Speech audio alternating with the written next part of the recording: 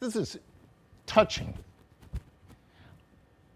I've been interviewed, I've had all the books, but this is touching to me, to be embraced. I didn't dress like this for theatrical reasons. I work in the morning, you're in my studio for an hour or two, and when you're gone, I'm going back to work. So I wanted you to know that I'm not a designer, I don't have a workshop, I don't have 1,000 people. Everything's made right here with my hands.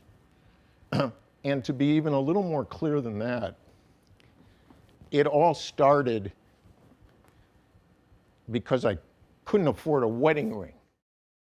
My mother took me on the great trip to Europe, 11 countries in 13 days when I was 13 years old.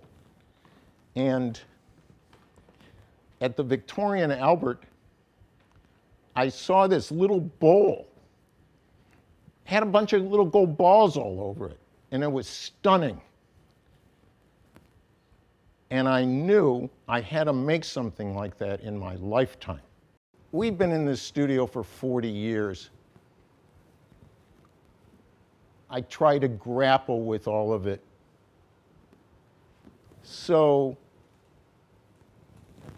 there's only so much of the existential drama I can bear at one time. What's Daniel Brush's brand? I don't know. I never thought about it.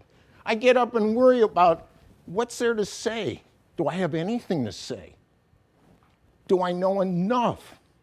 Can I engrave as well as the armorers in Napoleon's court? I read and I study and I worry. Is it a struggle? Yeah, sure. I collect machinery. You see it all over the place. But virtually every single thing here is done the way, a jeweler did it 100 years ago. There's a saw, engraving burins, files. So I make all the tools, hardening them harder than the steel. Looks like a wood carving chisel. Hammer, breaks, resharpen, hammer, breaks, resharpen. Every cut. Yeah. How else are you going to do it? If you can tell me another way to do it, I'd try to do it. But like all this is all carved by hand, inlaid with pure gold. I wanted to do a poetry book,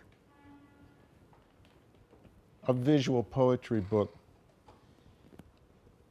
So all 117 collars were made solely for the purpose of having it photographed by expired film for the book.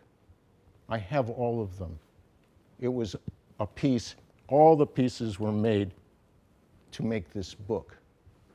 And the book was done, the photographer is a young fellow that helps me move things because I can't do it anymore. And that's his girlfriend. And it was, I don't know, 3 years to do this. And Nicholas was the first person that saw this. I didn't want to make a catalog for jewelry. I didn't want to have it I want it to be a kind of vague dream. I've been doing the same drawing or painting for 50 years. They just take on a different look or shape or color. They're all basically based on my study of the No theater from Japan. From a distance, and they've been in exhibits, from a distance, people say, fine, he dips the brush, it's not that.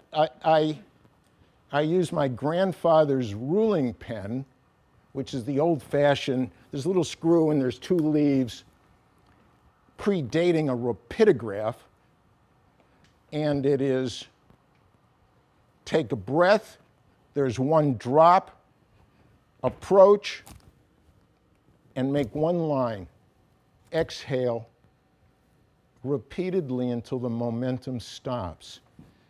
And what they are in some way are like that they're the same. This is carved in steel. That's written on a piece of paper, but they're my thoughts, they're poems.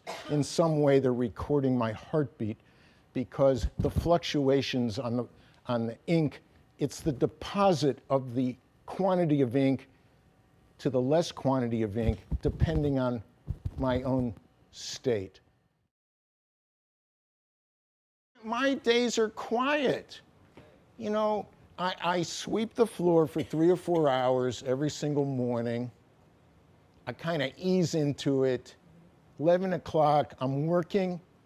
Olivia is working and helping and also keeping that door closed and answering the phones. And that's what it's like here. I'm looking and studying all the time. No mystery.